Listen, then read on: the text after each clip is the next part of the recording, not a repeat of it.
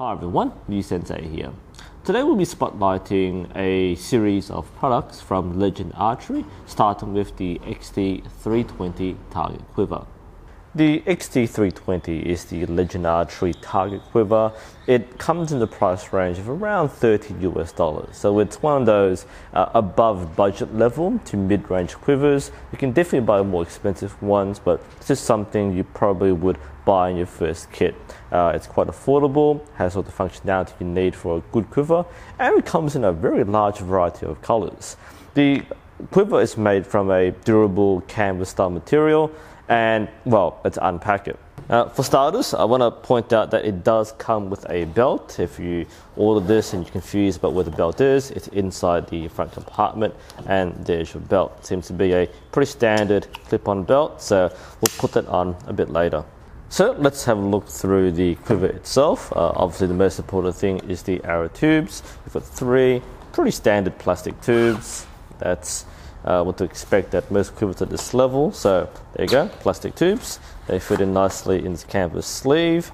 Apart from that, we have a fairly large compartment in the main body. There's no sections or anything else on the inside, so it's basically plain storage. You find that quite a few of the other high-end quivers will have more compartments or pockets inside here, but what you see is what you get. That's the inside of the quiver. On the front you have a bit of a sleeve here. You could find a use for something in that slot. There's nothing on this side, that's just a seam. And on the pocket side we have a pouch where you have a main compartment here, and you also have a smaller compartment over here. You can put a few smaller trinkets inside. Apart from that, you have this ring, which is actually quite useful if you're carrying certain tools or badges, as well as this clip here, which I'm sure you might find a use for. Now, while I'm here, I might as well put the belt in. So this is a right-handed quiver. Of course, it does come in left-handed and right-handed variants. So let's slide the belt through. There we go, we've managed to get it on. That's pretty straightforward, works just fine, so we'll put that on a bit later.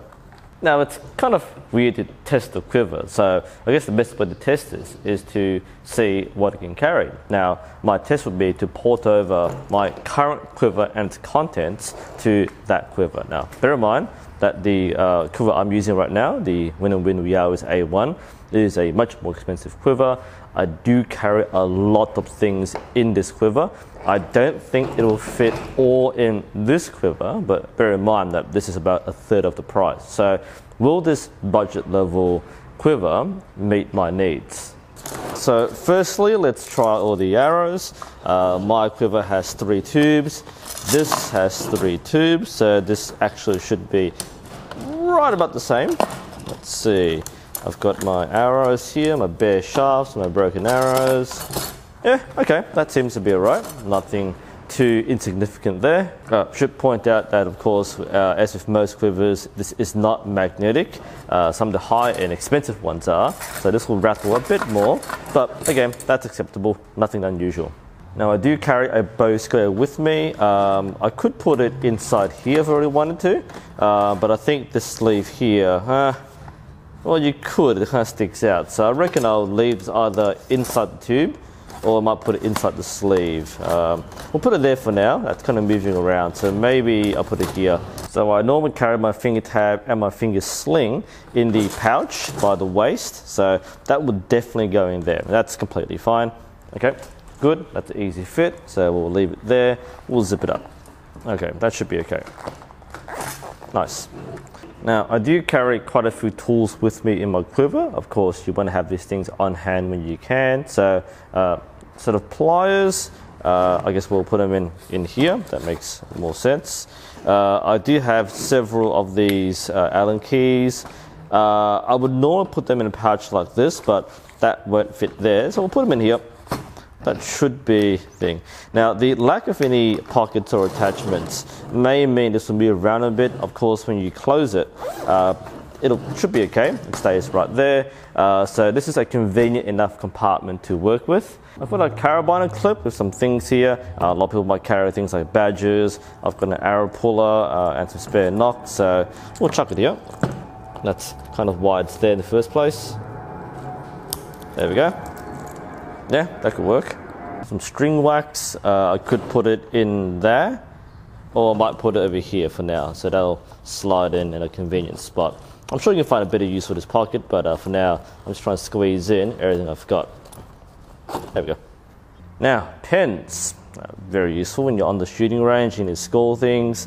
I'm not sure there's a dedicated pen holder. I mean, there is an elastic band here which you could slide it in, or maybe not. So perhaps there isn't really a pen slot, or it's one that I can use my pens. That's gonna fall off, I reckon. So that's not what it's there for. So there's no pen slot. Not a big deal. You can hold it in your pocket or clip it somewhere else. Suppose you can carry a spare pen inside the compartment or inside the pouch. Actually, we'll do that. We'll put the pen here. There we go. Pen done. That's beautiful. Very thematic. All right. So I've actually managed to put everything I use in my quiver into this one. So in that case, let's put it on. All right. Time for the fashionable catwalk, I guess. Does it pass all the tests I expect from a quiver? Yeah, this is a pretty decent quiver. Doesn't dangle too much. The weight seems to be okay, or the balance seems to be okay. I wouldn't expect this one to bounce around. You find a lot of the very cheap quivers have very loose connections to the belt. They'll bounce around a lot, they'll tip over. This one is pretty well balanced. I think this very much clears the threshold of being a proper quiver rather than those clip-on belt ones. So I think this is okay. In terms of anything falling out, seems all right. I would like a different slot for the T gauge. I'm not sure exactly where I might put this. I mean, I could put it there for now. I'm not too fond of this part. If I put it here, might be a little better perhaps, maybe not. Yeah. Doesn't matter. It's not a very, very big deal breaker for me, but I would like to have a slot for the T gauge. Many people don't carry it with them anyway. They'll put it in their bow case. So this is the most important thing to have in your bow. In fact, I'll take it off. Like I said, not essential. You don't really use it for most of your daily shooting. It's more of a setup thing. So all right, take it off, and yeah, all right, looks all right to me. So let's do a bit of a spin. Whoa, all right, looking good here. All right, nothing wrong with this. How do you test the quiver? I've done this before for a video, but I don't really have a methodology to test quivers. Bows, yes, but quivers, it works. Can I take arrows out? Yes. Swap arrows around? Yes, that's basically what a quiver does. We do have to do a very important test. Let's do the sit-down test. Yeah, it passes the sit-down test. I say this because a few quiver designs and attachments can make the whole thing flop around when you sit down, so having the thing attached properly does help. This is actually pretty comfortable. Again, if you feel that it doesn't quite fit or sit against your leg well or your hip very well, you always adjust it. So you go behind, you go in front. So yeah, that actually seems about right. So so far it basically ticks everything I would want from a quiver. I guess it's time for a field test. Let's hit that target on the right. I'll remember to emphasize the quiver pulling, or the arrow pulling, I guess.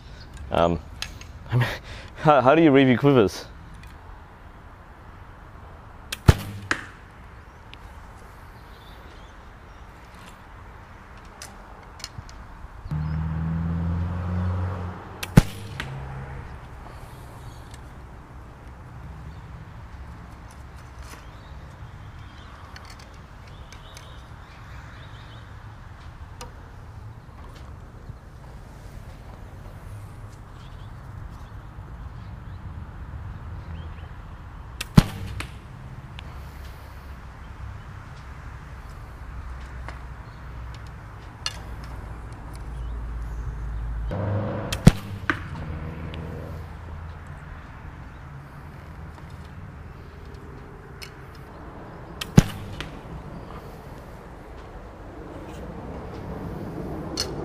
Well, yeah, it works, I guess. Like I said, it doesn't really flick around too much.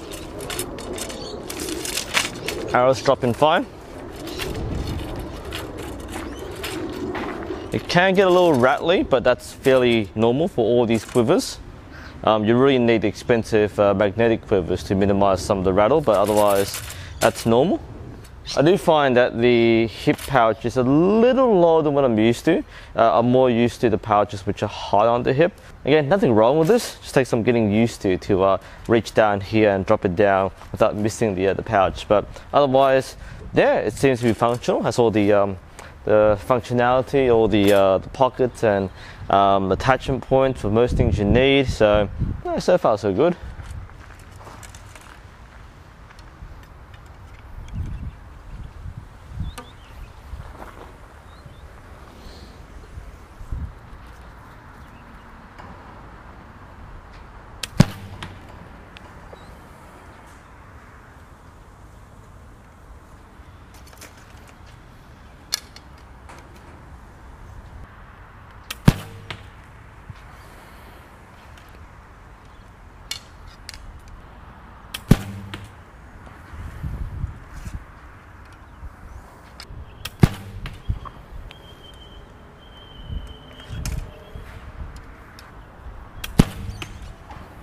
I mean, as long as the quiver does its job, can't complain about it.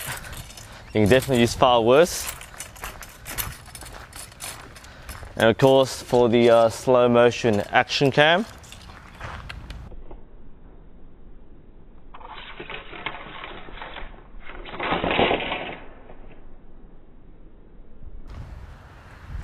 overall thoughts on the Legend Archery XT320 target quiver. For its price of $30 US, this is a pretty good quiver. This is what I would expect at this price range. It's one of those excellent entry-level to intermediate quivers. There's no real difference between quivers anyway. I mean, the only real difference in quivers is how much carrying capacity it has, or how many extra pouches or pockets. And look, I carry a lot of tools with me, my wrenches and spare parts and all sort of stuff, and as you can see, I can fit everything from my other quiver, which is quite heavily packed, into this quiver. Am I missing anything? I'd probably say the only thing I'm missing is just extra pouches or elastic straps or something to sort things out a bit easier. But again, it's a $30 quiver. This is the stuff that you expect to be packaged with your bow kit. And if you're buying this separately, this is a very safe buy. I do recommend this if you're looking for an affordable budget level quiver which doesn't flop around and drop everything. So I think well done to Legend Archery for making a high quality, colorful, very practical quiver. Again, if you're looking this sort of thing, I'd say it's worth the price, definitely. And yeah, hope you found this interesting and helpful. This is New Sensei. Thank you for watching, and I'll see you next time.